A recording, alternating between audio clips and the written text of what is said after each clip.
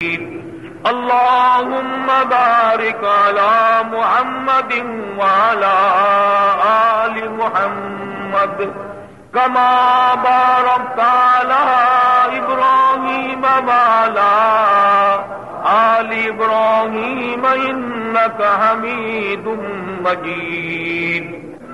قرآن کریم کی یہ آیات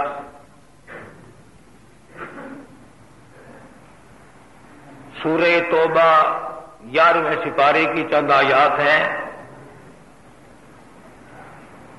پروردگار عالم نے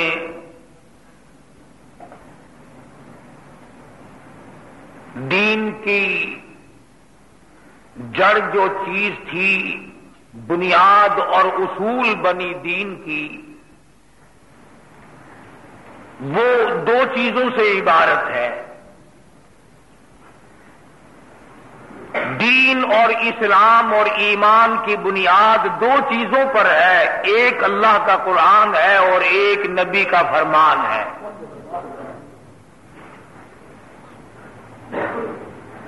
دین کی بنیاد، دین کی جڑ، دین کی اساس، ایمان کی اصول کی تمام چیزوں کی بنیاد اور بیخ اور جڑ جو ہے وہ دو چیزیں ہیں، ایک اللہ کا قرآن کریم ہے اور ایک محمد عربی صلی اللہ علیہ وسلم کا فرمان ہے۔ اتنی بات تو بڑی آسان ہے، سمجھ میں آ گئی۔ خدا کا قرآن سمجھ میں آ گیا، نبی کا فرمان سمجھ میں آ گیا، دین کی جڑ اور بنیاد یہ چیزیں ہیں۔ ان سے ہٹ کر جو کچھ بھی ہے وہ دین نہیں۔ اور اب تصویر کا دوسرا رخ دیکھو کہ خدا کا قرآن اور نبی کا فرمان، یہ دونوں کے دونوں چیزیں ہمیں کیسے معلوم ہوئی کہ یہ اللہ کا قرآن ہے؟ ہمیں کیسے پتا چلا کہ نبی نے یوں فرمایا تھا؟ نہ جبریل کو تم نے دیکھا، نہ ہم نے دیکھا، نہ حضور اکرم صلی اللہ علیہ وسلم کا تم نے دیدار کیا، نہ ہم نے زیارت کی۔ ہمارے سامنے قرآن نہیں اترا، ہمارے سامنے نبی نے حکم کوئی نہیں فرمایا، اس لیے کہ نہ ہم تھے، نہ ہمارے باپ دادا تھے، ہم میں سے کوئی تھا ہی نہیں۔ اب ایک سوال پیدا ہوتا ہے کہ یہ اللہ کا قرآن اور یہ نبی کا فرمان جو اسلام کی بنیاد ہے، یہ دونوں چیزیں ہمیں پہنچائی کس نے؟ بادشاہوں نے نہیں، وزیروں نے نہیں، سفیروں نے نہیں، امیروں نے نہیں، دولت مندوں نے نہیں، قانون دانوں نے نہیں، ججوں نے نہیں، بلکہ مدنی کریم صلی اللہ علیہ وسلم کے یاروں نے پہنچائی۔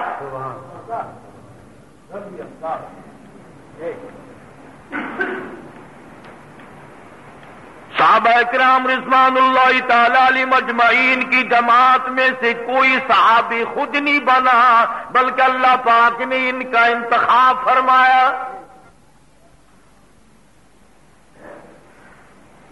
نبی کا صحابی خود کوئی بھی نہیں بنا، کوئی صحابیات میں سے، کوئی صحابہ کرام میں سے از خود نہیں بنا، اپنے نبی کے لیے معاون، مددگار، جانثار، وفادار، اچھے چن کر کے یار اللہ پاک نے اپنے محبوب کو دیے۔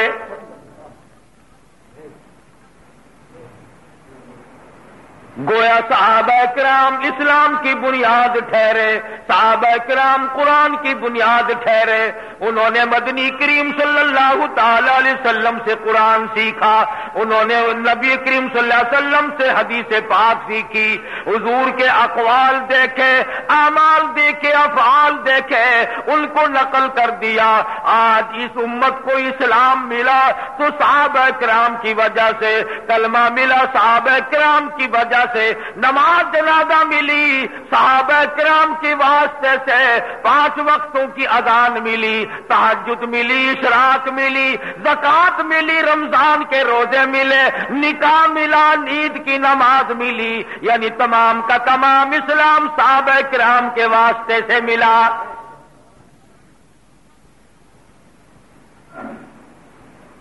اب اگر ہم میں سے کوئی صحابہ کرام کا اعتبار نہیں کرتا، مدنی کریم صلی اللہ علیہ وسلم کے یاروں کا اعتبار نہیں کرتا، اس کا کلمہ صحیح نہیں، اس کا قرآن صحیح نہیں، اس کا رمضان صحیح نہیں، اس کا نکاح صحیح نہیں، اس کی شادی صحیح نہیں، اس کی نماز جنازہ صحیح نہیں، اس لیے صحابہ کرام پہ لازمی یقین کرنا پڑے گا۔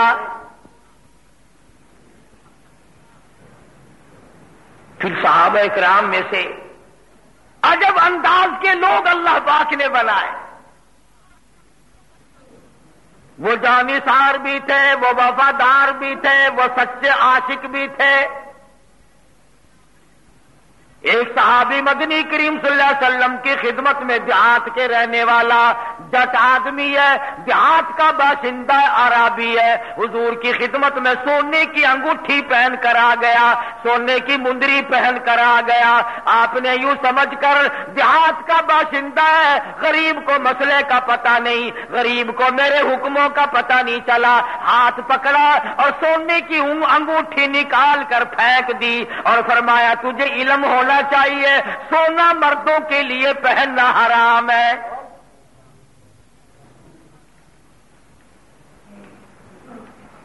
اب حضور اکرم صلی اللہ علیہ وسلم تشریف لے گئے، انگوٹھی پڑی ہے سونے کی،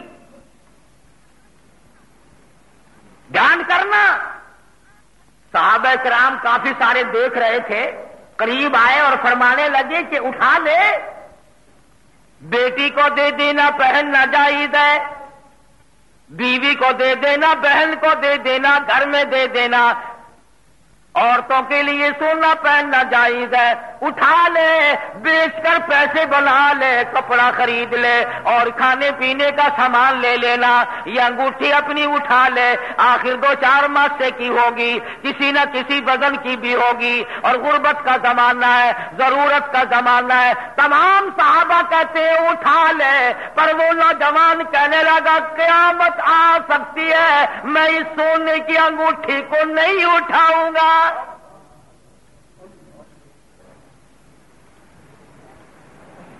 کیوں؟ کہتا ہے جس سونے کو میرے آقا نے پھینک دیا میں اٹھا لوں، میری غلامی کس کام کی؟ چاہے میں پہننے کے لیے نہ اٹھاؤں، چاہے میں استعمال کرنے کے لیے نہ اٹھاؤں، آخر میرے آقا نے پھینک دیا ہو میں اٹھاؤں تو پھر میری غلامی کس بات کی؟ حالانکہ مسئلے کی بات تھی، صحابہ کرام نے مشورہ صحیح دیا، بات صحیح بتا دی، جو اس کے لیے اچھی تھی، کام کی بات تھی کہ اس کو بیچ سکتے ہو، خرید سکتے ہو، عورتوں کو پہنا سکتے ہو، اور کچھ زیور بنوا سکتے ہو، پیسے بنا سکتے ہو، کھانے پینے کا ساز و سامان خرید سکتے ہو۔ اس کا تقاضا یہ ہے، کہنے لگا میں تو اس اٹھانا تو درکنار رہا، آنکھ سے بھی دیکھنے کو تیار نہیں۔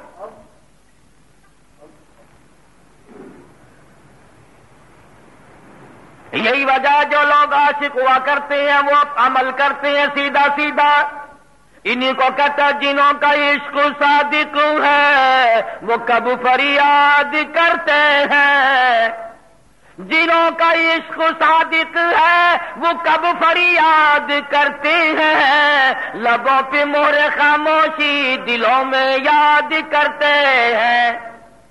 لبوں پہ نعرے نہیں لگاتے پھرتے، شور نہیں مچاتے پھرتے، ہنگامہ نہیں کرتے پھرتے، لیکن دل جلے ہوئے رہتے ہیں،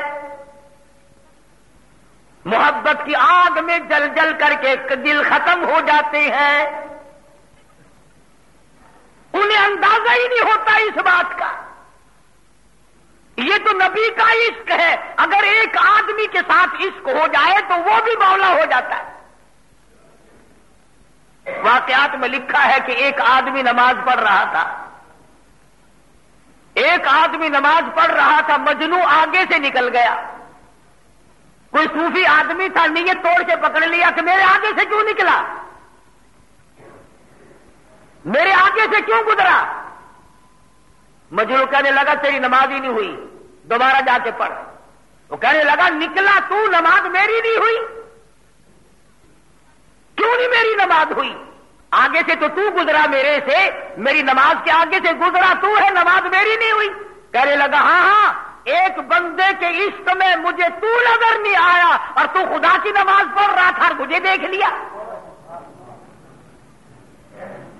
تیری کیسی نماز ہے، کیسی بندگی کر رہا تھا کہ تجھے میں نظر آ گیا؟ دوبارہ پڑھ جا کے۔ اس کو کہتا ہے کہ سرب سجود ہوں مگر عزم میں پختگی نہیں، سرب سجود ہوں مگر عزم میں پختگی نہیں، قائل بندگی تو ہوں قابل بندگی نہیں۔ سجدے کا مزہ، سجدے کا لطف، سجدے کا کیف، سجدے کی لذت ان سے جا کے پوچھو، نہ مسجد میں نہ بیت اللہ کی دیواروں کے سائے میں نماز عشق ادا ہوتی ہے، تلواروں کے سائے میں۔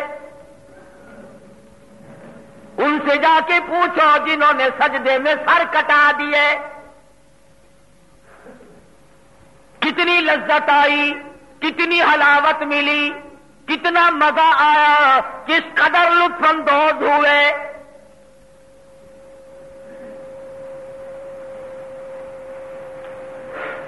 مجنوں کو کسی نے دیکھا زمین میں بیٹھا ہوا لکیریں نکال رہا ہے، انگلی سے کچھ لکھتا ہے، پھر لکھتا ہے، پھر لکھتا ہے، جنگل میں بیٹھا ہے۔ کسی نے پوچھ لیا کیا لکھ رہا ہے؟ کہنے لگا گفت نقش نام لیلا می رقم، گفت نقش نام لیلا می رقم، خاطر خود را تسلی میں دہم، کسی کا نام لکھ لکھ کر دیکھتا ہوں، دل کو تسلی دے لیتا ہوں۔ عشق گویا ایسی چیز ہے، اس کے نام لکھن، جس سے عشق ہو جائے، جس سے محبت ہو جائے، اس کا نام لکھنے میں بھی مزہ آتا ہے، زبان پر نام لینے میں بھی مزہ آتا ہے، کانوں سے سننے میں بھی مزہ آتا ہے۔ یہ تمام کے تمام مدارج عشق صحابہ کرام نے سارے طے کر دیے۔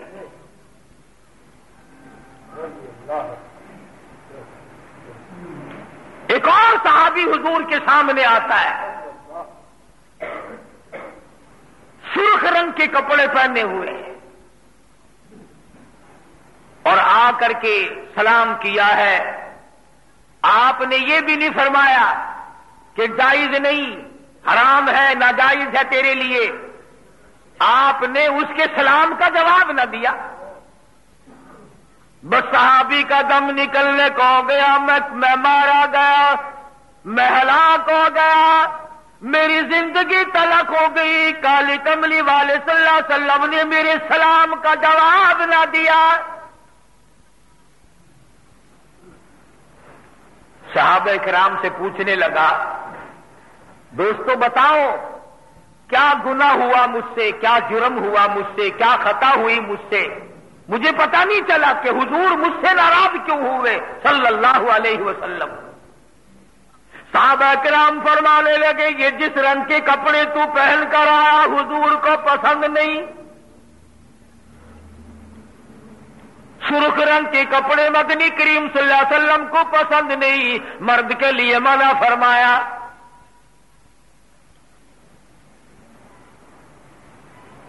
گھر گیا، کپڑے اتارے۔ آج کل کا زمانہ نہیں تھا کہ 20 سوٹ گھر میں رکھے ہوئے ہیں۔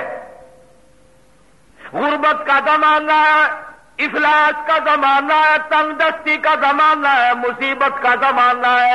اسلام غریب لوگوں میں ہے، غربت اسلام میں موجود ہے۔ صحابہ کرام ایک ایک کپڑے میں، اور تو اور کیا عرض کروں، نبی کی بیٹی کو کفن کی جگہ صرف ایک چادر ملی۔ سیدنا امیر حمزہ رضی اللہ تعالیٰ عنہ جیسے سید الشہداء جلیل القدر صحابی کو ایک چادر ملی۔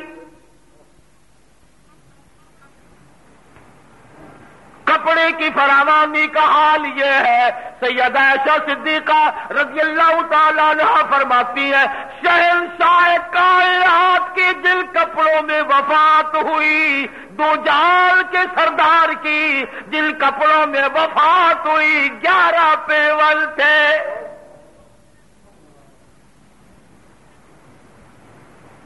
تنگدستی ہے، غربت ہے۔ صحابہ کرام کہتے ہیں ہم نے مدنی کریم صلی اللہ علیہ وسلم کے لباس میں دھاگا نہ ہونے کی وجہ سے، دھاگا نہ ملنے کی وجہ سے آپ کے کرتے مبارک میں کئی جگہ ہم نے کانٹے چبھے ہوئے دیکھے۔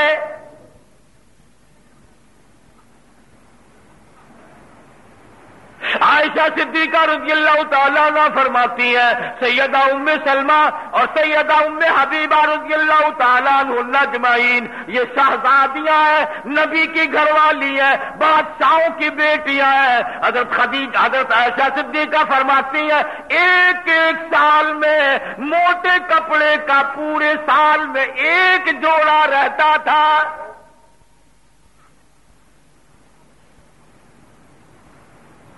ہماری ماں کہتی ہے حضور اکرم صلی اللہ علیہ وسلم کا بسترا مبارک جو تھا ٹاٹ کا بنا ہوا تھا، آدھا نیچے بچھا دیا جاتا تھا، آدھا اوپر اوڑا جاتا تھا۔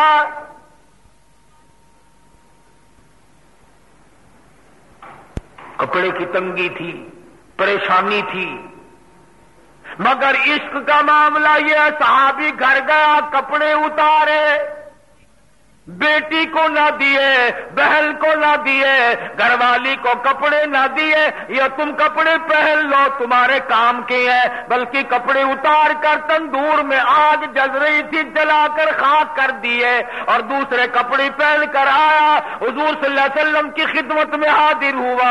اس صحابی نے سلام کیا، حضور نے جواب دیا، حضور مسکرانے لگے۔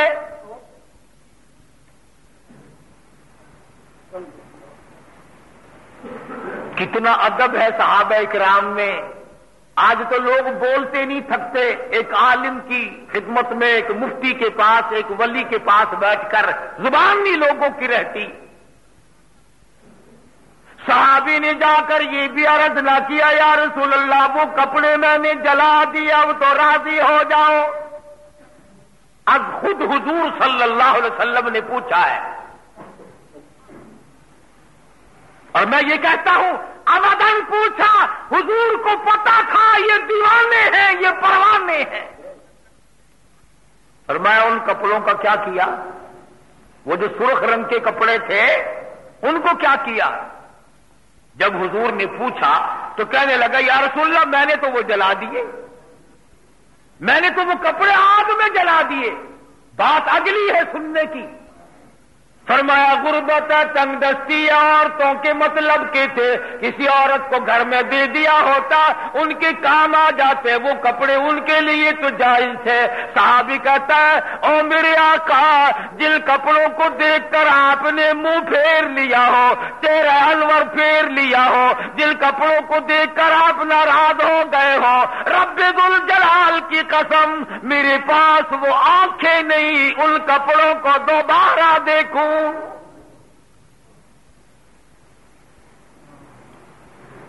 میں ان کپڑوں کو دوبارہ کیسے دیکھ لیتا؟ میرے عشق کے خلاف ہے، میرے سوز و گداز کے خلاف ہے، میرے کیف و سرور کے خلاف ہے، میری غلامی کے خلاف ہے۔ میں نے غلامی اختیار کر رکھی ہے، جو آقا چاہے گا وہی ہوگا۔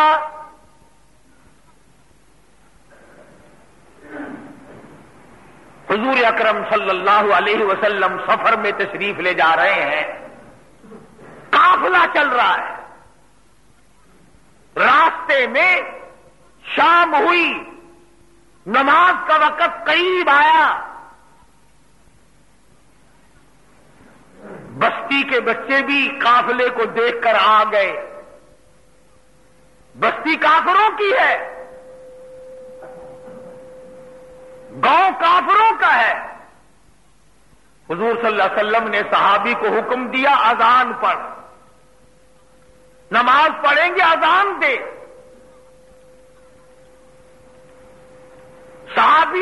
دینے لگا۔ بچوں کی عادت ہوتی ہے نقل کرنے کی، بچوں کی عادت ہوتی ہے نقل کرنے کی۔ ابو محذورہ ایک لڑکا ہے، کئی لڑکے اور بھی ہیں، یہ تھوڑا سا بڑا ہے ان میں۔ ادھر صحابی کہنے لگا اللہ اکبر اللہ اکبر۔ اس لڑکے نے بھی یوں ہی کانوں میں انگلی دے کر قبلے کی طرف منہ کر کے، اور اس نے بھی یوں ہی کہا اللہ اکبر اللہ اکبر، حالانکہ اس کا عقیدہ نہیں، ابھی کافر ہے، کافر کا بیٹا ہے، مگر یوں ہی شرارتاً کھیل کود کے بیچ میں یہ بات بھی چلو آ گئی۔ عموماً بچوں کی عادت نقل کرنے کی ہوتی ہے۔ جب صحابی نے کہا اشہد ان لا الہ الا اللہ، ابو محذورہ لڑکا تھا، کہنے لگا اشہد ان لا الہ الا اللہ۔ ادھر صحابی نے کہا اشہد ان محمد رسول اللہ، ادھر اس لڑکے نے بھی نقل پوری کی۔ نہ تو اس کا ارادہ ایمان لانے کا ہے، نہ اس کی نیت میں اسلام ہے، نہ ایمان ہے، وہ اس نے تو ایک تماشا بنایا ہوا، کھیل بنایا ہوا ہے، کبھی اذان سنی نہیں، دیکھی نہیں، وہ حیران ہے کہ یہ کیا کر رہا ہے، چنانچہ بچہ بھی کانوں میں انگلی دے کر شروع ہو گیا۔ جب اذان ختم ہوئی تو حضور صلی اللہ علیہ وسلم نے فرمایا اس لڑکے کو پکڑ کے یہاں لاؤ۔ صحابہ کرام نے اسے جا پکڑا۔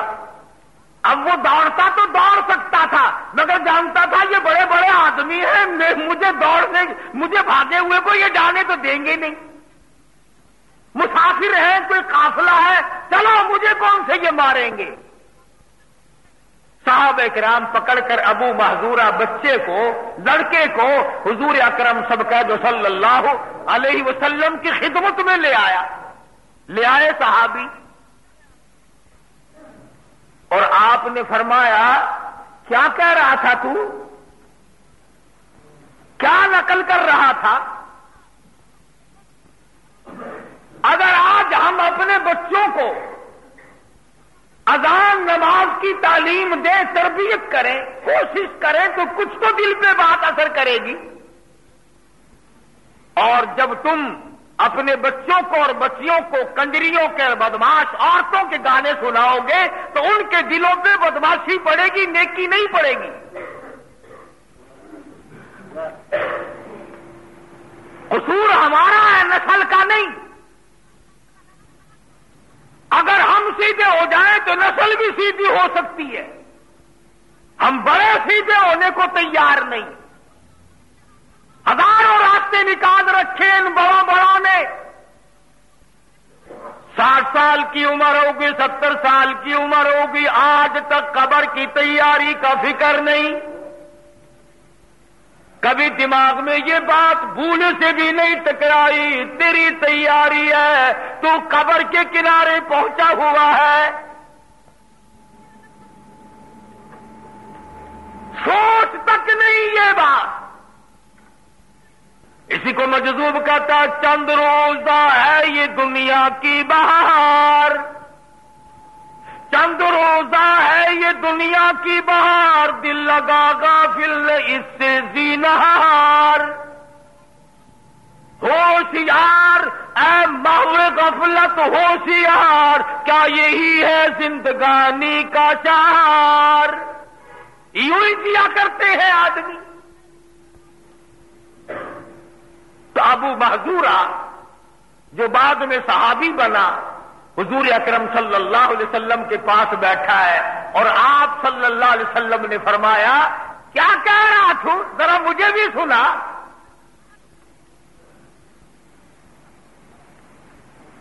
اب وہ خاموش ہے۔ فرمایا بھائی دیکھ لے، جب تیرے دل میں شوق اٹھا تو تو نے کہہ ڈالا، اور جب ہم کہہ رہے ہیں تو تو کہتا نہیں ہمیں سنا دے۔ اب اس نے شروع کیا اللہ اکبر اللہ اکبر۔ فرمایا دیکھ اس وقت تو خوب زور سے کہہ رہا تھا، اور اب ہم سن رہے ہیں تو آہستہ کہنے لگا۔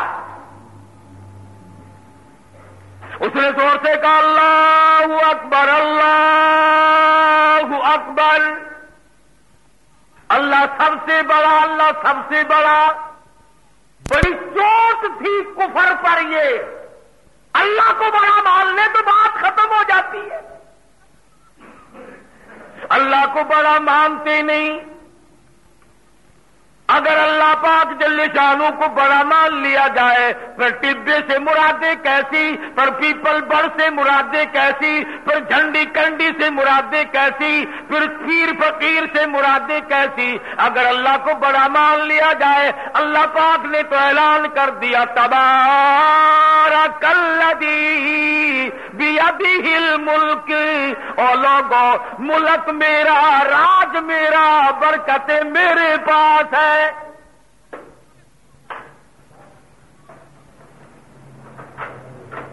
ابو محذورہ کہنے لگا اللہ اکبر۔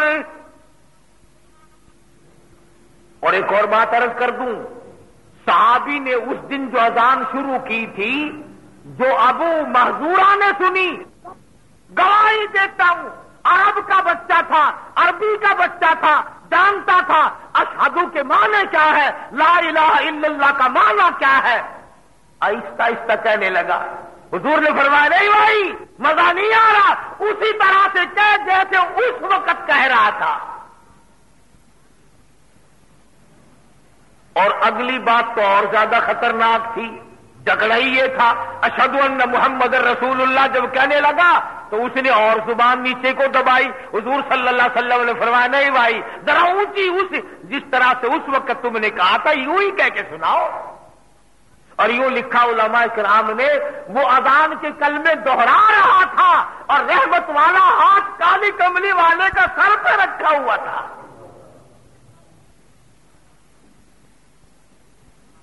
جب اذان کے کلمے پورے کہہ چکا، اس زمانے کی اذان، حضور کی سکھائی ہوئی اذان، صحابہ کرام کی دی ہوئی اذان، بلال کی اذان، ابو محذورہ کی اذان، عبداللہ بن ام مکتوم کی اذان، سارے صحابہ کی اذان اللہ اکبر سے شروع ہوتی تھی۔ اور اب 15-20 سال سے جہاں سے شروع ہو رہی ہے تمہیں پتہ ہی ہے۔ پھر دونوں باتوں میں سے ایک ضرور ہے، نعوذ باللہ، یا اس وقت حضور کے سامنے اذان صحیح نہیں تھی یا پھر اب کی اذان صحیح نہیں ہے۔ دونوں باتیں نہیں ہو سکتی۔ جب تک لاؤڈ اسپیکر نہیں لگے تھے اس وقت تک کہاں تھا یہ اذان سے پہلے کا سلام؟ اور آج ابھی جس دن بجلی نہیں ہوتی اس دن سلام کدھر جاتا ہے؟ ابو محذورہ رضی اللہ تعالیٰ عنہ جب اٹھ کے جانے لگا، لڑکا تھا، حضور صلی اللہ علیہ وسلم نے کھیل لی، اس کو پیسوں کی پکڑا دی۔ اسلام ایمان کی ابھی کوئی بات نہیں، یہ تو ایک بچے کے ساتھ دل لگی تھی، بچے سے حضور صلی اللہ علیہ وسلم نے کہلوایا، یعنی ثابت یہ ہوا کہ حضور اکرم صلی اللہ علیہ وسلم بچوں کو کوشش کرتے تھے کہ اذان سیکھ جائیں۔ ابھی ایمان اور اسلام کی کوئی بات نہیں۔ امی جان، ایک قافلہ آیا تھا، ان میں سے کانوں میں انگلی دی اور اس نے یہ کلمے کہے، پھر میں نے نقل کر دی۔ پھر ان کا ایک سردار تھا، اس نے مجھے پکڑوا کے اپنے پاس بٹھا لیا، پھر اس نے مجھے یہ کلمے کہلوائے۔ جب میں نے یہ کلمے پورے کر دیے تو اس نے مجھے یہ پیسے دے دیے۔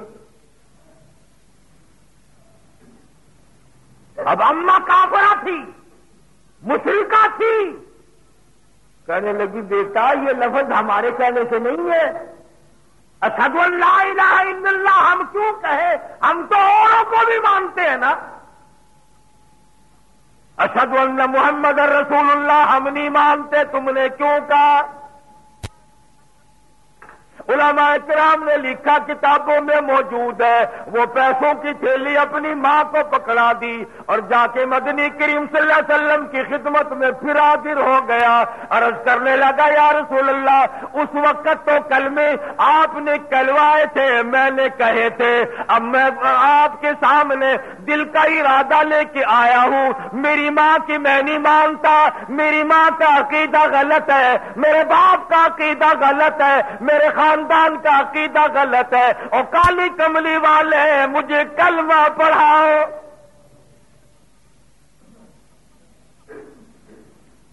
بچہ تھا حالانکہ حضور اکرم صلی اللہ علیہ وسلم نے اسے کلمہ پڑھایا،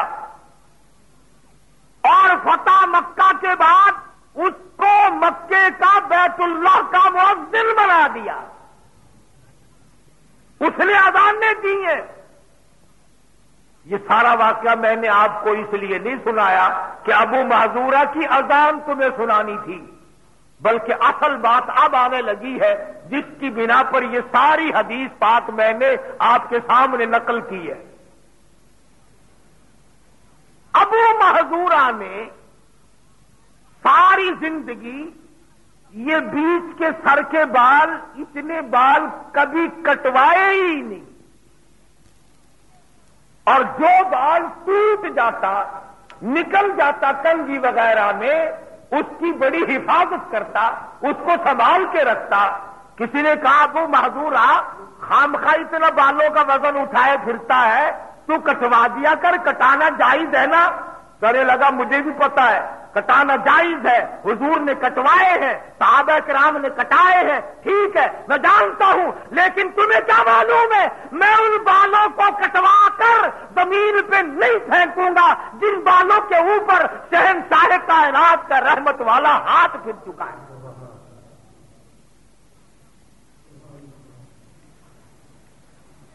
پوچھا گیا تیرے سر پہ کب ہاتھ پھیرا تھا؟ فرمایا جب مجھ سے وہ کلمے کہلوائے اذان کے، اس وقت میں زبان سے کہہ رہا تھا اللہ اکبر اللہ اکبر، اور حضور کا ہاتھ میرے سر پہ رکھا ہوا تھا۔ انہوں نے ان بالوں کی بھی حفاظت کی جو حضور صلی اللہ علیہ وسلم کے ہاتھ مبارک کے نیچے آ گئے۔ آج تم اس قرآن کو نہیں مانتے جس قرآن کو نبی پاک صلی اللہ علیہ وسلم نے ساری عمر پڑھا، اللہ سے لے کر تمہیں دیا، اور فرمایا او لوگوں یہ امانت میری تمہارے حوالے ہے، قیامت میں یہ امانت تم سے واپس لے لوں گا۔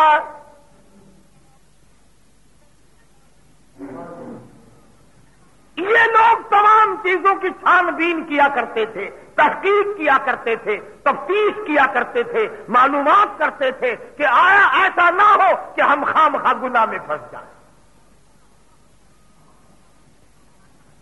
عبداللہ ابن عباس رضی اللہ تعالی عنہما بڑے جلیل القدر صحابی ہیں، بہت اونچے درجے کے عالموں میں، صحابہ کرام میں جو بڑے بڑے عالم اور مفتی شمار ہوتے تھے، عبداللہ ابن عباس کا شمار ان لوگوں میں ہوتا ہے، اور حضور کے رشتہ دار بھی ہیں، چچا زاد بھائی ہیں۔ حضرت عباس حضور اکرم صلی اللہ علیہ وسلم کے سگے چچا ہیں، اور حضرت عبداللہ حضرت عباس کے بیٹے ہیں، گویا چچا زاد بھائی ہوئے حضور کے، رشتہ بھی ہے، صحابی بھی ہے، عالم فاضل ہیں۔ کچھ آدمی آئے حضرت عبداللہ بن عباس رضی اللہ تعالیٰ عنہ کی خدمت میں اور کہنے لگے کہ ہم فلاں علاقے کے باشندے ہیں، توجہ کرنا بڑی کام کی بات یاد آئی ہے، بڑی قیمتی بات ہے، خدا کی قسم منبر رسول پہ بیٹھ کے تم سے وعدہ کرتا ہوں، اللہ اور اس کے رسول کے اوپر یقین کرتے ہوئے میری کوئی ہستی نہیں کہ اگر ان باتوں پر ہمیں یقین آ جائے اور ہم عمل کر لیں، جنت میں جانا نہیں، جنت تمہیں تلاش کرتی پھرے گی۔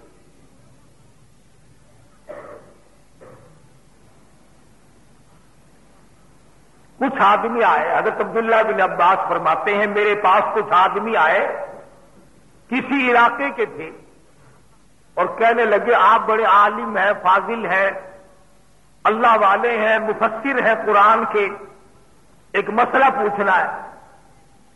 فرمایا پوچھو کیا مسئلہ ہے، جان کرنا۔ کہنے لگے ہم اتنے آدمی حج کے ارادے سے جا رہے ہیں۔ اس زمانے میں ریل، موٹر، ہوائی جہاز، گاڑیاں، مشینری، پٹرول، ڈیزل کہاں تھے؟ یا پیدل تھا یا اونٹ گھوڑا تھا بس۔ کہتے ہیں کہ ایک قافلہ چلتے چلتے ہم میں سے ایک آدمی مر گیا، قافلے میں سے ایک آدمی فوت ہو گیا، انتقال کر گیا۔ اب دنیا کا قاعدہ یہ ہے کہ قافلے والے اٹھائے اٹھائے تھوڑے ہی پھرتے ہیں، ملک بھی دوسرا تھا، علاقہ بھی دوسرا تھا، پھر اٹھا کر لے کہاں جائے؟ مرے ہوئے کو کون اٹھائے پھرے؟ مسئلہ پوچھنے والے کہتے ہیں کہ ہم نے اس کو دفن کرنے کے لیے قبر کھودی، ہم نے اس آدمی کے لیے قبر کھودنی شروع کی، قبر کھودی جو قافلے میں سے مر گیا تھا، اور قافلہ بھی حاجیوں کا حج کو جا رہے تھے۔ مسئلہ پوچھنے والے کہتے ہیں کہ ہم نے جب قبر کھودی اور لحد ہم اکھاڑنے لگے تو اتنا بڑا کالا سانپ نکلا کہ پوری قبر اس نے گھیر رکھی، بہت بڑا سانپ۔ ہم نے اس قبر کو وہیں بند کر دیا اور دوسری جگہ کافی فاصلہ دے کر ہم نے پھر اور قبر کھودی۔ پھر کہتا جب کافی گہری قبر کھد چکی، جب لحد ہم نکالنے لگے وہاں پھر کالا سانپ ہے اتنا بڑے، پوری قبر جتنی لمبائی کا سانپ ہے۔ کہتے ہم خدا کی پناہ کر کے وہاں سے بھی بھاگ گئے۔ پھر ہم بہت دور جا کر تیسری جگہ ہم نے قبر کھودی، اور جب لحد اکھاڑنے لگے تو تیسری جگہ بھی ایسا ہی شکل کا کالے رنگ کا بہت بڑی اژدہا ہمیں وہاں بھی ملی۔ اب ہم اس میت کا کیا کریں؟ ایک جگہ قبر نکالی وہاں سانپ، دوسری جگہ قبر نکالی وہاں سانپ، تیسری جگہ قبر نکالی وہاں سانپ۔ اب ہم اس میت کو کہاں اٹھا کر لے جائیں؟ کیا کریں؟ ہے مسلمان، ہے ہمارا ساتھی، آپ عالم ہیں، نبی کے چچا کے بیٹے ہیں، مفسر ہیں، عبداللہ بن عباس ہے، جلیل القدر صحابی ہے، آپ مسئلہ بتائیں۔ اب ہم کیا کریں؟ دریا میں پھینکیں، درخت پہ لٹکا دیں، سر پہ اٹھائے پھرے، اب ہم اس کو لے کہاں جائیں؟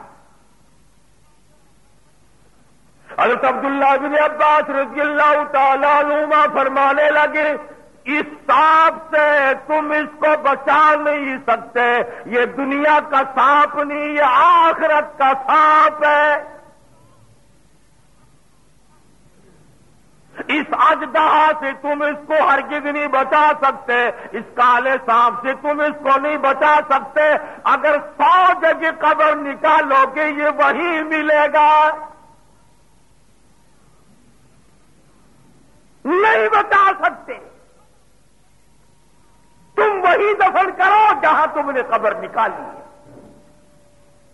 چنانچہ انہوں نے ویسے بھی گھبرائے ہوئے تھے میت بھی، جب تک سانس آ رہے ہیں کسی کا ابا، کسی کی اماں، کسی کی بیگم، کسی کا بیٹا، کسی کا لخت جگر، کسی کا نور نظر، کسی کی بہن، کسی کا بھائی، اور جب دم نکل جائے تو کسی کا کچھ بھی نہیں۔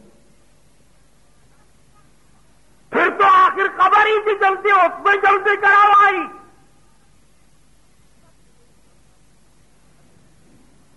ان حضرات نے اس کو اسی قبر میں دفن کر دیا، اور جب وہ مٹی جو ڈالنی تھی نا تیسری قبر کی، پھر مٹی نکالی تو وہ سانپ پھر بھی آگے ملا ہے، وہی دفن کر دیا۔ اور حضرت عبداللہ بن عباس رضی اللہ تعالی عنہما نے اس قافلے کے لوگوں کو فرمایا کہ یہ کوئی خاص گناہ کرتا تھا، کوئی خاص جرم کرتا تھا، جس کی بنا پر دنیا والوں کو دکھایا جا رہا ہے کہ ایسا گناہ کرو گے تو ہم یوں سزا دیں گے۔ اور حضرت عبداللہ بن عباس نے یوں فرمایا، سمجھ میں آ رہی ہے بات؟ حضرت عبداللہ بن عباس رضی اللہ تعالیٰ عنہما نے یہ فرمایا کہ جب تم گھر جاؤ اس کے رشتہ داروں سے، خاندان والوں سے اس کا جرم پوچھ کر مجھے بھی خبر دینا، بتانا۔ سنا کہ جب وہ لوگ واپس گئے، انہوں نے جا کر کے پوچھا کہ بھئی تمہارا آدمی جو تھا وہ کیا گناہ کرتا تھا ایسا؟ کہنے لگا بہت بڑا گناہ کرتا تھا، ایک بڑا جرم کرتا تھا، اور وہ جرم ہے آج اس کو کوئی بھی گناہ نہیں سمجھتا، وہ گناہ ہے جس کو گناہ کوئی نہیں سمجھتا، وہ قصور ایسا ہے جس کو قصور کوئی نہیں سمجھتا، وہ جرم ایسا ہے جس کو جرم کوئی نہیں سمجھتا، وہ خطا ایسی ہے جس کو خطا کوئی نہیں سمجھتا۔ گھر والوں سے پوچھا کہ کیا گناہ کرتا تھا؟ گھر والوں نے بتلایا غلے کی تجارت کیا کرتا تھا، اناج کی تجارت کیا کرتا تھا، اس میں بے ایمانی کیا کرتا تھا، من میں سے 2-3 سیر نکال لیے دانے اور مٹی ملا کر، گھاس بھوسا ملا کر پورے کر دیا کرتا تھا۔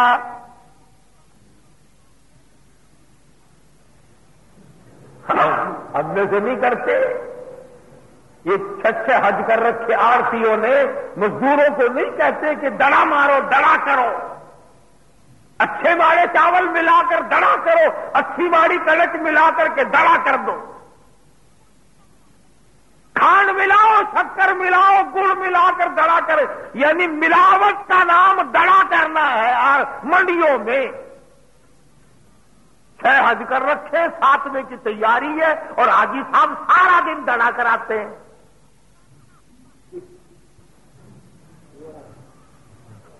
اندازہ لگا کیا بنا تیرے حج کا اور کیا بنا تیری اسلامی چیزوں کا، مگر غم کوئی نہیں، فکر کوئی نہیں، گناہ کوئی نہیں سمجھتا۔ کریانے والے بھی خوب ڈرا کرتے ہیں، کاروبار میں ملاوٹ کرتے ہیں، دودھ میں پانی ملانے والے تو بالکل نہیں کرتے انشاءاللہ، نیک لوگ ہیں، بالکل نہیں کرتے۔ یہ سڑکوں پہ جتنے نلکے لگے ہوئے ہیں نا، ان نلکوں سے پوچھو کہ تمہارا پانی جاتا کہاں ہے؟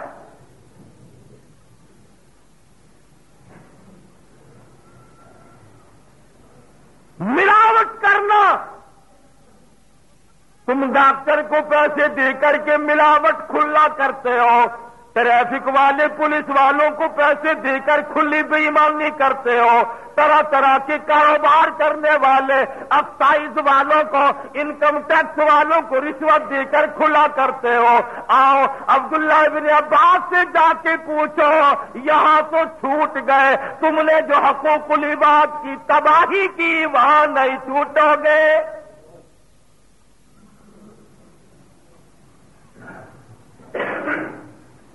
ہر کاروبار کرنے والا سوچ لے، حدیث میں نے نقل کی ہے، گپ نہیں ہے۔ چنانچہ گھر والوں نے بتلا دیا کہ یہ جرم کیا کرتا تھا، پھر ابن عباس کو خبر دی گئی کہ اس آدمی کا یہ گناہ تھا۔ اور ایک دن بازار سے محمد عربی صدقہ صلی اللہ علیہ وسلم گزر رہے ہیں، تشریف لے جا رہے ہیں، گندم کا ڈھیر لگا ہوا ہے۔ آج کل تو ماحول ہی بڑا عجیب ہے، گندم کی کیا بات، سبزی لے لو، فروٹ لے لو، پوری ٹوکری میں جو 4-5 دانے اچھے ہوں گے وہ اوپر رکھے ہوئے ہیں، اور جب آپ کہیں گے نا کہ 1 کلو دے دو تو نیچے ہاتھ مارتا ہے، وہ کہتا ہے یہ اوپر والے دے کہ نہیں، یہ تو سارا دن میں نے دکھانے کے لیے رکھنے ہیں نا۔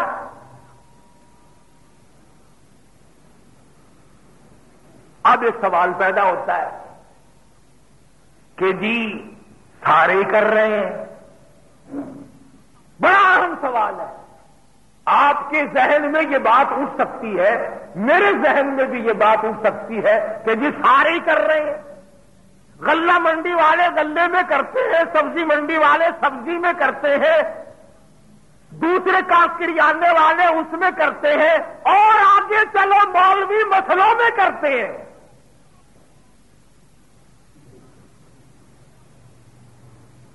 مسئلے میں گڑبڑ نہ کرو. اب سوال یہ پیدا ہوتا ہے کہ جی اگر گڑبڑ نہ کریں تو مال نہیں بکتا,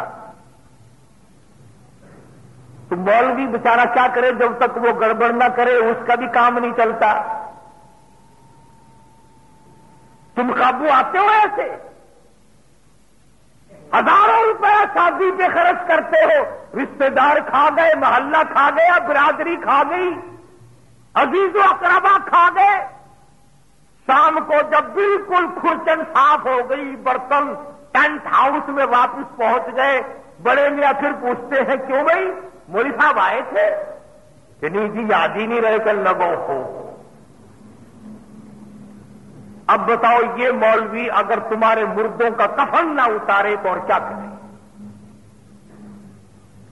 شادی میں تم اس مولوی کو بھولتے ہو اور کسی کو تو نہ بلایا, ایک ایک کو یاد کرتے ہو. خالہ آئی کہ نہیں, پھوپھی آئی کہ نہیں, ماموں آیا کہ نہیں, چچا آیا کہ نہیں. اس لیے مولوی بھی ملاوٹ کرتا ہے. ایک حدیث پاک سن لو محمد عربی صلی اللہ علیہ وسلم کی. آپ نے فرمایا کہ قیامت کے دن اللہ کی عدالت میں کچھ لوگ آئیں گے جن کے منہ میں آگ کی لگام چڑھی ہوئی ہوگی. پہلے سے آگ کی لگام ان کے منہ میں ڈالی ہوئی ہوگی. صحابہ کرام نے عرض کیا یا رسول اللہ صلی اللہ علیہ وسلم وہ کون لوگ ہوں گے؟ جواب ارشاد فرمایا میری امت کے عالم ہوں گے جو اصل مسئلہ چھپا کر غلط بتایا کرتے تھے. حسد کی بنا پر, بغض کی بنا پر, عداوت کی بنا پر غلط مسئلے بیان کیا کرتے تھے. یہ آج لوگ کیا کہتے ہیں کہ شاہ اسماعیل شہید دہلوی رحمت اللہ علیہ شہید نہیں. رب ذوالجلال کی قسم جاؤ, رنجیت سنگھ کی قبر سے جا کے پوچھو, اس کے چھلاوے سے جا کے پوچھو, سکھوں سے جا کے معلومات کرو کہ مسجدوں میں پڑے ہوئے خنزیر کس نے اٹھائے تھے. وہ کون تھا دلی کا شہزادہ جس نے آگے بڑھ کر سکھوں کے دانت کھٹے کیے, جس نے جہاد کیا, جس نے جنگ کیا, جو ڈوگروں سے ٹکرایا, جو سکھوں سے ٹکرایا, جو ہندوؤں سے ٹکرایا, ہزاروں لاکھوں مجاہدین ان کے ساتھ ہو کر شہید ہوئے. تم شاہ اسماعیل شہید پہ تنقید کرتے ہو, تم شاہ اسماعیل شہید کو کفر کا فتویٰ دیتے ہو. ساری زندگی تم بھی, تمہارے بڑے بھی, ایک آدمی کا نام لو جو کبھی انگریزوں سے ٹکرایا ہو, سکھوں سے ٹکرایا ہو, ہندوؤں سے ٹکرایا ہو, مراٹھوں سے ٹکرایا ہو, ڈوگروں سے ٹکرایا ہو, کسی وقت بھی ٹڑا ہو. تم اور تمہارے بڑے کبھی نہیں لڑے.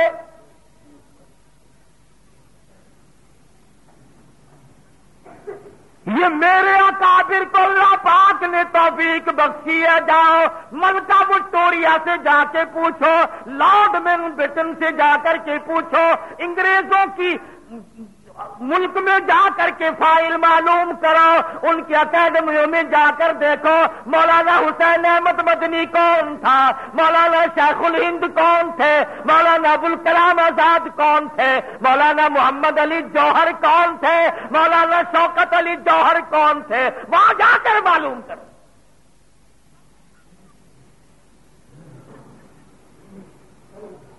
شاہ اسماعیل شہید جس کا مزار بالا کوٹ پہاڑ کی چوٹی پہ ہے,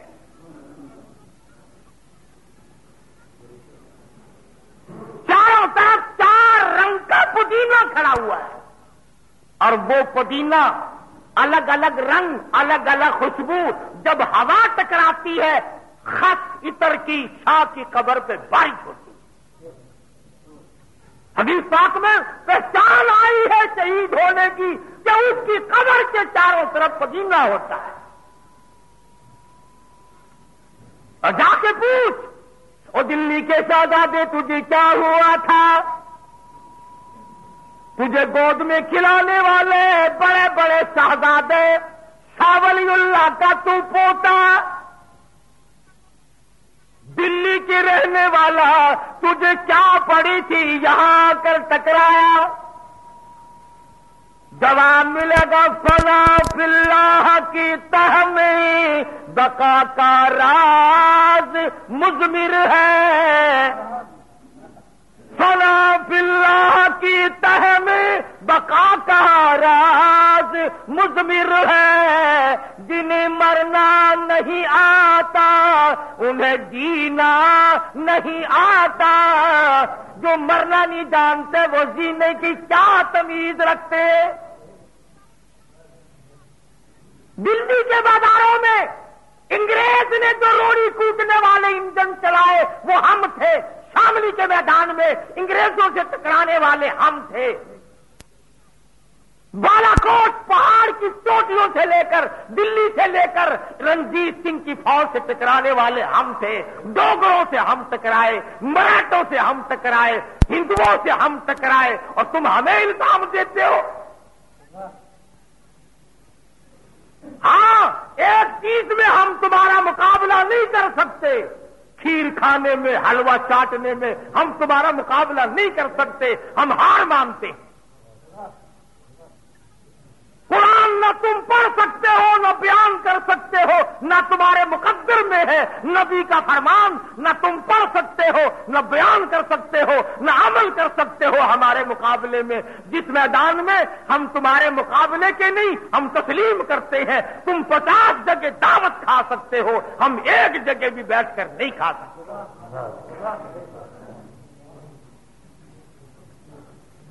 تم نے تو کسی کو موڑا ہی نہیں. گھوڑے تو چڑھ کر تکلے میں جا کر نذرانے وصول کرنے والوں، کبھی سوچا بھی ہے یہ دینے والی کون ہے؟ اس لینے سے غرض ہے. جزاک اللہ، جزاک اللہ، سبحان اللہ.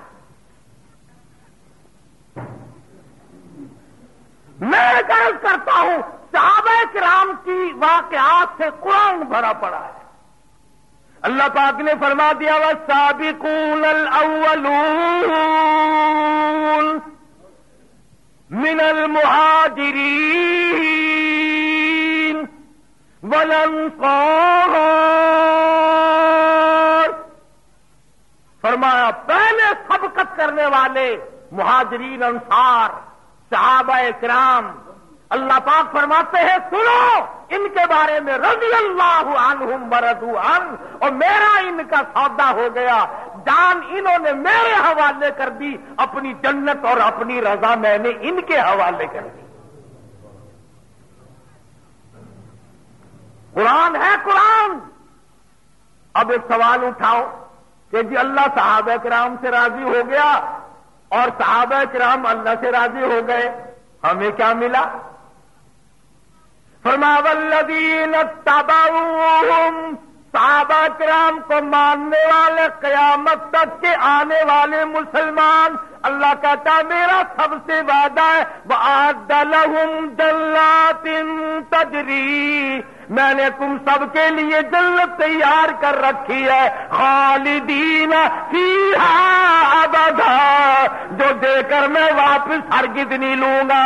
ذالک الفوز العظیم. تو نہ معلوم گالیاں دینے میں کیا لطف آتا ہے، کیا طبیعت صاف ہوتی ہے کسی کو برا بھلا کہنے. میں عقیدے کی تردید کروں گا، نظریے کی تردید کروں گا، مجھے کیا؟ ہندو ہے، سکھ ہے، عیسائی ہے، یہودی ہے، کبھی اپنے بڑوں کی برائی نہیں کرتے. سکھوں نے کبھی اپنے گرو کی برائی نہیں کی، ہندوؤں نے کبھی اپنے پنڈتوں کی برائی نہیں کی. تم صحابہ کرام کی برائی کرتے ہو، تم ان اللہ والوں کی برائی کرتے ہو جنہوں نے اسلام کے لیے جنگ کیے، جہاد کیے، ہزاروں میل کے سفر کیے. میں پیچھے پیچھے ہو لیا. حضرت شاہ صاحب نے چکلے کی طرف برے بازار کی طرف رخ کیا. مولانا عبد القیوم صاحب لکھتے ہیں ارواح ثلاثہ میں کہ جب وہ بازار قریب آیا تو میں نے راستہ روکا چاندنی چوک دلی میں اور ہاتھ جوڑ دیے, خدا کے لیے شہیدوں کی عزت کو برباد نہ کرو, کہاں چلے ہو؟ مولانا عبد القیوم کا یہ خیال نہیں تھا کہ یہ برائی کے ارادے سے چلے, جانتے تو تھے کہ چلے کسی کام سے ہیں. مولانا عبد القیوم صاحب کہتے ہیں حضرت اگر کسی نے بازار سے گزرتے بھی دیکھ لیا بیڑا کرے تو جائے گا, ناک کٹ جائے گی.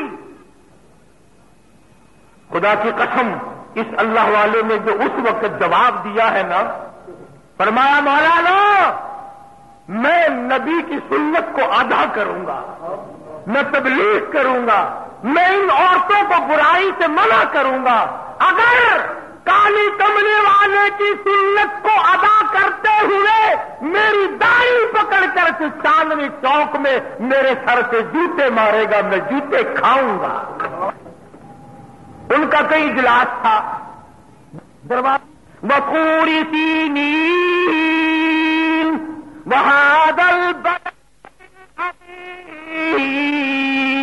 اللہ نے 4 قسمیں کھائی ہیں. او عورتوں, او خواتین, او بہنوں, لقد خلقنا الانسان فی احسن تقویم. اللہ پاک نے تمہارے یہ خوبصورت چہرے بنائے ہیں, یہ جہنم میں ڈلیں گے, تمہیں تکلیف ہوگی, ان کی حفاظت کرو, اللہ اللہ کیا کرو, گناہ سے توبہ کر لو.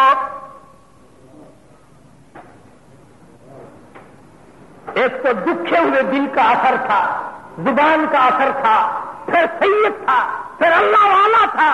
فرماتے ہیں بطینی کی صورت ختم نہیں ہوئی, تمام کی تمام رونے لگی اور کہنے لگی سید صاحب کیا کہتے ہو؟ فرمایا وضو کرو سارے. سب کو وضو کرایا, نماز کی نیت کرائی. جب وہ سجدے میں گئی, سب سجدے میں گر گیا. الہی سجدے میں لا کر میں نے ڈال دیا ہے, قبول کرنا تیرا کام.